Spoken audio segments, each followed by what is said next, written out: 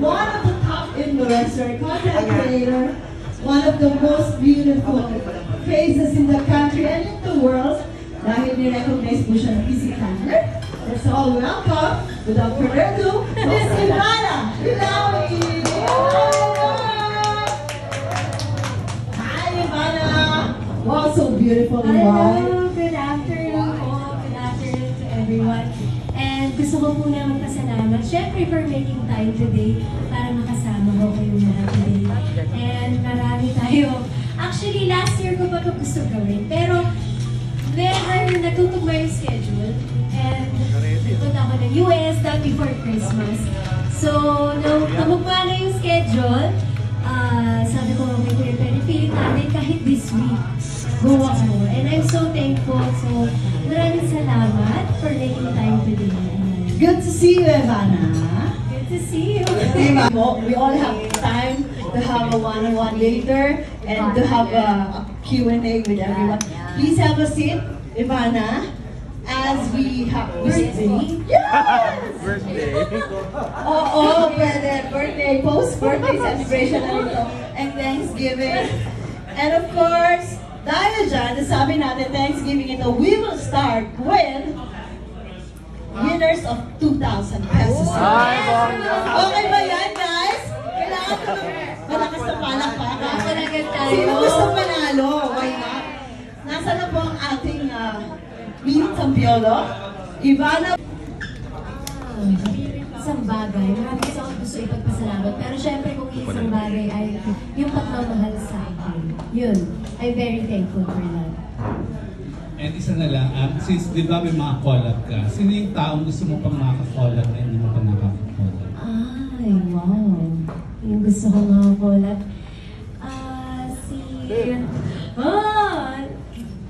Sino ba? Ay, may pressure tuloy ako.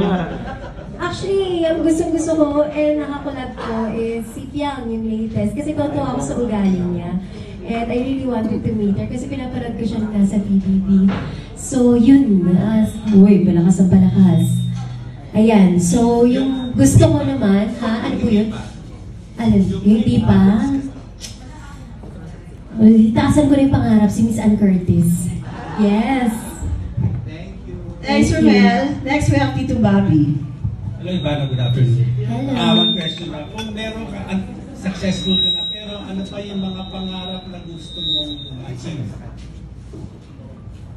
Pangarap na gusto. Meron ako isang pangarap na ma-achieve ko very, very soon. Pangarap ko siya dati pa. So, siguro yun pa lang. Ang next pangarap ko, syempre makabuo na ng pamilya, maging housewife. Alam niyo naman yun. So, hindi pa natutupad yun. Konting clue doon sa gusto mong mangyari. Pangarap ko siya nung bata ako. And, yun. Hindi pwede magagalit sa akin sila. Basta natupad siya, matutupad siya, at malalaman niyo naman po agad-agad. This year? This year? Ay, this week! Ay, okay. This month. Okay, good luck and congratulations. Thank you. Congratulations in advance. Pwede ko itanong. Wow! Uy, Kuya Perry, ganyan. Ayun, kasi matagal na itong gustong itanong, pero yun, hindi nagkakaroon ng chance. Totoo daw ba nagkaroon ng problema sa isang jewelry endorsement before? Ano yung nangyari doon? Yes, totoo po yun.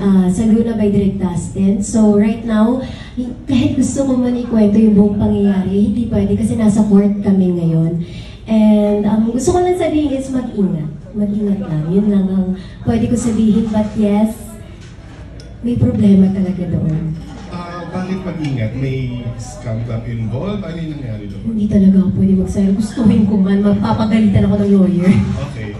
Thank you. Thank you. Nagkatrangkaso kasi pag sunod-sunod talaga yung trabaho.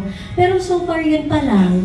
And much better na. And medyo lumusog ako ng very light kasi nga dahil dun sa tubig and all. But now it's getting much better. At yun, walang katotohanan na magkaka-cancer ako. Hindi yun true. Hindi yung mag-alala. Wala kami nung salita. Pumalat ba yun?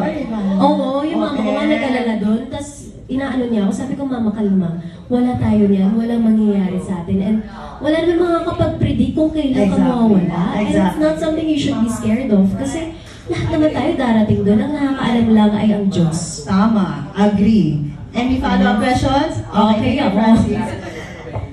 Yes, of course. At maraming salamat din sa Salveyo ko. Kasi syempre, yan din ang nagpapatatag sa health ko. And kahit na may trangkaso ako, mas mabilis ako na gumaling dahil sa Salveyo. Okay. Jojo Panalinga. Ivana, ano pang pwede mong ikwento dun sa vlog mo with Barbie na hindi namin nakita or alam? Siguro yung sobrang bait niya and ano pa ba? Yung nagyayaya siya mag-jogging, mag-workout kasi very fit siyang tao, very sabi niya, tara, ano tayo, tennis? Sabi ko, ayoko niya, nakakapagod yun. Wala ba yung mas madali? Kain, kaya ko. Pero yun, mabait siyang tao at hindi siya nagbago. Sino mas cowboy sa inyo? Ay, hindi ko alam eh. Siguro, ewan ko, bahala kayong mag-decide. Basta para sa akin, I love her. I love her ugali. I love. Salamat. Thank you. John Bueno, you have a question. Ayaw niyo ba ng raffle? raffle na ako para sa inyo. Hello. I'm John from Kungkang.com. I'm also on YouTube. But can I ask you first, what's the most memorable thing that you've done recently that you think is, of course, sasabihin ko na, pero madaming naging basher in your recent videos. How do you deal with them, and what do you plan to do in the future na you think you've learned Ever from? since po, wala naman akong pakialam sa bashers. Gedma. Kung gusto nila mang bash, syempre hahanap at hahanap yun. Wala ka naman magagawang perfect para sa kanila. So, Gedma, ako, I just really, ang iniisip ko yung mga nagmamahal sa akin, ano yung mas makakatulong ako. Yun lang yung mga nasa utak ko. Yung mga basher, wala din naman ako paki sa kanila eh. Yun. Thank you so much. Thank you. Bago tayo mag-raffle ng 4,000 cash, eto na si Richard para sa last question. Sa first batch pa lang. Hello Ivana, good afternoon. Curious lang ako sa content creator, paano ka nagpa-plan ng content mo, and also may kabatuan ka ba regarding doon sa magiging guest mo sa mga susunod, or paano mo siya pinaplan? Wala akong plan talaga, promise. Kasi kung sino lang dumating? Hindi naman, kunwari, kuya, gusto ko makaka-collab siya, ganyan ako. And then, kailan yung schedule. Pero, yung content on the day, or kunwari yung mga prank ko, yung mga nasa street, hindi ko rin siya napaplano kung ano lang talaga mangyari. I just go with the flow. Yun, yung pag-iisip talaga, medyo, syempre ang hirap maging content creator kasi you have to keep thinking. At lagi ko po sinasabi, wala akong team na nag-iisip. For me, lahat talaga ako. So, minsan nabe-burn out na ako. So, pagka ganun, pahinga lang ako. So, yun po. What's the hardest part of doing a content? Syempre, yung matututunan ng lesson. Kasi yun yung gusto ko para sa mga viewers. At the end of the day, or pagkatapos nila panoorin, anong natutunan nila sa vlog. And that's why, isa sa pinaka-favorite ko is yung pagtutulong. Kasi I'm sure na-inspire din yung iba. And kasi marami ding batang nanonood. So yun. Thanks Ivana, congratulations. Dahil sa tanong ni Richard, let's move on to our raffle. Yeah, and parang praktisado ka na rin kayo muna maging mom. How do you find time for your love life? Wala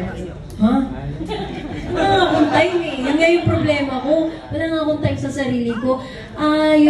Kahit sa family ko, minsan di kami nagkakasabay kumain. But how do I find time? Siguro yung pasuli-pasuliat na date, ganon. Kala mo yun yung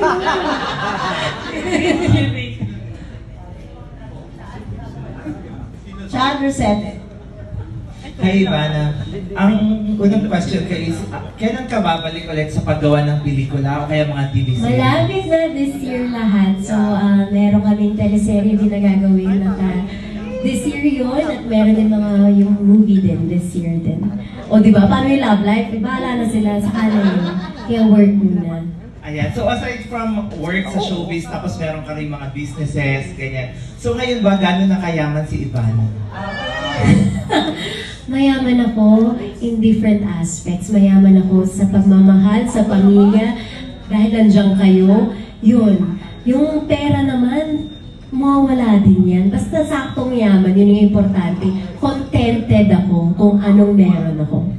Thank you and congratulations. Thank you. Next, Shad. Next, FPJ. Hi, Ivana. Ask ko lang, meron kami bang mga international projects or international vacations this year? Vacation? O sana, Amerika ulit. Yun. Amerika, travel ba? Pwedeng travel, pwedeng work, gano'n. Travel?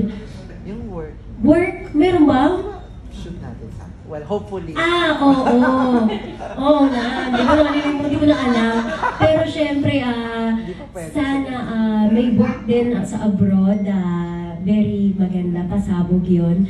And then, yung mga vacation, LA, ganun yung usual. Yun. Wala namang bagong country. Sana Iceland kung papayagan ako. Yes, nagpaalam. Iceland. Oo nga, ilang kayong mata.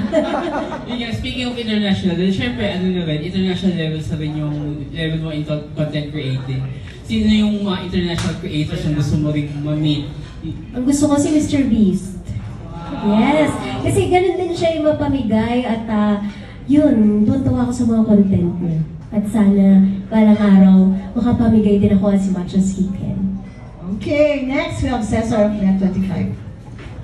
Or one of the originals. Pero ano yung nasasabi mo na marami na rin mga artista ngayon na nag-create na rin ng YouTube and there are, kumbaga, parami na sila ng parami na dumadami na rin yung event katulad mo na YouTube. Ayun, good luck sa kanila kasi it's very hard at sana magpakatotoo sila at sana makapag-inspire din sila kasi it's very important that you inspire your audience. I mean, you have a lot of kids and teenagers, ganun. So, be mindful with what you post, sana. Ako, hindi ako perfect. Kung sinabing perfect ako, sinasabi ko lang sa mga nag-create ng content is to be careful and be aware na maraming bata ang nanonood. Okay? Okay, susunod po magtatanong. We have Lisa Almo. So, hi Ivana. Ang follow-up lang dun sa health update kasi di ba last year, medyo na bahala yung mga followers mo with yung health scare. Tsaka dami kumakalat ng mga fake news na hindi ako okay. Okay na okay ako. Pero kamusta na yung health scare ninyo mo nung last year? Yun lang. It took a month to recover and okay ako, thank you. It took a month to recover, tapos yun, yung bawal kumilos, bawal mag-gym. Kaya siguro medyo nagkalaman ako, pero happy naman ako, wala akong pakialam dyan. Basta healthy, yun yung importante sa akin. Pero yun, wala na akong sakit. Ano yung na-realize mo during that time? Wala lahat ng material, lahat ng pera. Makasaya ka sa buhay mo kasi, pag kinuha ka ni Lord, wala ka may sasama dyan, no? Yung mga bag mo, yung mga pera mo, hindi mo masasama. So, enjoyin mo yung buhay mo and surround yourself with your loved ones. Yun. Last question na kasi election season. Alam mo yung mga artista na nilalapit na nag-endorse. Sa iba may mga lumapit. Marami po. Kahit po ng last election, marami po. Pero napaka-arte ko at napaka-choosy ko pagdating sa politiko. Kasi hindi din naman yan para sa akin or ikakaganda ko or para sa pamilya ko. Ito ay para sa Pilipinas. And you have to be very picky kasi para ito sa mga kababayan natin. Ang dami-dami natin. Ano yung makakapagpaganda sa bansa natin? Kasi kung pera, hindi sana lahat kinuha ko, hindi yung yaman-yaman ko na. Pero hindi siya sa pera. It's what do you believe in? And who do you think will make the country a better place? So, sa mga senator, congressman, lahat yan, napaka-choosy ko kasi baka gusto lang niya umupo para sa sarili niya. Hindi naman para sa ating mga kababayan. And ako, wala naman ako alam sa politika, pero alam ko mamili sa tamang leader. Yun yung, syempre, pinag-aaralan ko din anong mga batas ang natutupad. Yun, very important yun. Thank you. And with that, sino pa po ang hindi nananalagas ang kamay? Yes. Iba na, syempre yung last big teleserye mo yung Batang Quiapo, di ba? Namimiss mo si Coco, katrabaho? Oo naman, namimiss ko naman siya. Napakabait niya at maayos kami naghiwalay at yung pag-exit ko ng show, maayos lahat. O kasi nagkaroon pa na intrigue. Oo, alam mo yung mga fake news, di ba? Wala namang katapusan yan. Pero ang importante, maayos kami naghiwalay. Minsan nagkaka-text pa kami na, uy, congrats kasi, di ba, may bago siyang negosyo. Oh, yes. Thank you, ganun kami. So, we still try to keep in touch and I'm very proud kasi lalong gumaganda ang Batang Quiapo. Correct. Proud na proud ako sa kanya. Deserve na deserve niya at grabe kasi yung kanyang pag-iisip at yung galing niya. Magaling. Vision niya. Yes. Nag-promise ba siya sa'yo na sa mga susunod niyang projects, kukunin ka ulit? Uy, wala namang ganun promise. Hello, hindi ba na nga natin alam hanggang kailan Batang Quiapo? Baka mga 10 years yan, diba? Pero yun, anytime naman, basta si Coco, willing naman ako. Sino pa yung mga namimiss mo na dati mo nakatrabaho? Grabe naman yung namimiss. Miss talaga. Eh di syempre yung gusto mong makatrabaho ulit. Gusto makatrabaho. Lahat naman sila. Actually, kaka-congratulate ko lang sa group. May group chat kasi kami ng A Family Affair. Okay. Sila Jess, sila Sam, sila James and Jake. So, uy, congrats! Kasi parang sa Ecuador, whatever. Tapos sabi niya, tara na! Mag-ano na tayo, mag-taping na ulit. Nagkakatuwaan. So, yun, naging close naman kaming lahat. Yun. Yes. Thank you, Ivana. Maraming salamat sa iyong pa-Thanksgiving. Yes, thank you din. Thanks, Glenn. Alan. Hi, Ivan. Hello. Oo, alam namin lahat na isa ka sa top talaga celebrity vloggers, content creators, at isa ka sa pinakamayaman, di ba, sa Pilipinas. Ano yun? Yung BIR. Alam naman na aware tayong lahat doon. Pero ano yung mga simpleng bagay ba na, sabi mo nga, di ba, hindi mo maladala yung mga mamahaling bag, mga ganyan sa, bilang, alam mo yun dahil napakayaman mo nga. Ano yung mga simpleng bagay na kinakaligaya mo? Simpleng bagay? Siguro yung time with the family, kakain kami, nagluluto kami, tapos kakain ng sabay-sabay. Yun yung mga simpleng bagay na hindi ko mabibili. Pero na-experience ko at masaya-masaya ako dun. Yun yung... Family pa rin talaga. Bakit ba? Siyempre! Alam mo naman lumablight na ako, hindi pa ako tapos sa trabaho. Tsaka parang, yun naman work, family, tsaka date, ganun, Nagde-date ka talaga? Naisisingit mo naman? Minsan. Gano'n kadalas ang minsan? Share! Minsan. Kasi ngayon hindi ka masyadong busy, di ba? Hindi ka pa nag-taping, so medyo may time ka now. Wala akong masyadong time pa rin. Wala pa rin? Oo, content creation, yung pamimigay ng mga cookie, mga phone, mga ganyan. So, wala pa rin. Ang nasa utak ko, tumulong muna bago ako lumab life, di ba? Bago ako mag-focus sa pag-ibig. Ano yung mga businesses mo? Isa-isa mo nga, Ivan. Wag na! Sige. Basta I am blessed and you are super blessed actually. O kaya nga nag-share ka talaga. Kung meron kang gusto pang tulungan, na sabi mo nga, di ba, gusto mo mamigay, idol mo yung namimigay na na vlogger. Sino yung gusto mong tulungan talaga? Na vlogger? Hindi. Na mga tao? Idol mo si Mr. Beast, di ba? Yes. Kahit na mahilig mamigay. Sino yung gusto mong tulungan talaga na tao kung meron kang chance? I love to help the street. Yung mga nagtitinda, mga vendors, magsasaka, yung mga taong kailangan talaga ng tulong. So yun, mga fishermen natin, yan. Wala ka naman balak tumakbo in the future. Wala. Naku, mananalo ka, girl.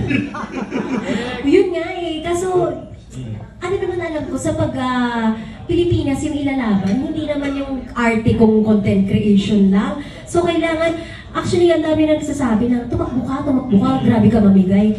Hindi naman ako namimigay para tumakbo at hindi mo rin kailangan tumakbo para makapamigay. Ang pagtakbo talaga is for the country. Yung may maganda kang magagawa, mga batas, mas mapapaganda ba yung bansa natin, kailangan natin lumaban at level up, no? So yun, hindi talaga ako tatakbo kasi wala naman akong alam dyan. Saka natuwa kami sa'yo, alam namin yung sinuportahan mo last time last elections, di ba? Marunong ka pumili ng kandidato. Nasa puso ko, yun po talaga. Correct. Last question. Nabanggit mo na yung family, di ba? May time ka ba, Ivana, na iniisip ka na time for yourself kung kailan mo gusto mag-settle down, magpamilya na on your own? Alam mo kayo matalig ko yan. Mga 2 years, pag 30 na ako. 28 na kasi. 2 years to go! Yes! Kapag mga 30, feeling mo, ako hindi ko pala sinasabi lahat. Pero kapag mga 30, feeling ko, I think it's the time for myself and to start focusing on love, on family, ganun po. Thank you. Good luck. Thank you. Thanks, Alan. Anna P. Kinakasal mo lang yung showbiz kasi talagang sa live selling pa lang, buhay na buhay ka. Grabe naman yung buhay na buhay. Basta, hindi naman kinakasual. Actually, I really appreciate showbiz kasi nga, isa din yun sa dream ko dati. Maging artista, at syempre nabigay ng ABS-CBN sa akin yun. Hindi ko siya kinakasual, pero siguro yung hindi ako yung natatakot, siguro. Hindi, natatakot naman ako doon. Ano ka ba? Hindi mawala.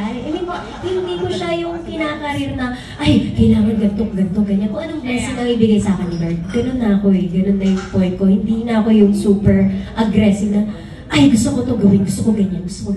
More on, kung ano ibigay ni Lord, kung ano ibigay sa akin ni ABS, sige po, yun. Salamat. Ganun po. Tapos, hindi ka naman materyosa, pero meron ka pa bang isang bagay na gustong-gustong mabigay for yourself? Ay, hindi, mahilig po ako sa hindi ko na sinabi hindi. Ultimate talaga na gusto mong magkaroon. Ang ultimate na gusto kong magkaroon? Nagamit? Di bahay? Saan? Gusto mo bang bumili ng island? Ay, ayoko nang gano'n. Lungkot ko naman doon mag-isa. Pag namigyan akong island, isasama ko kayong lahat. Natay nandun.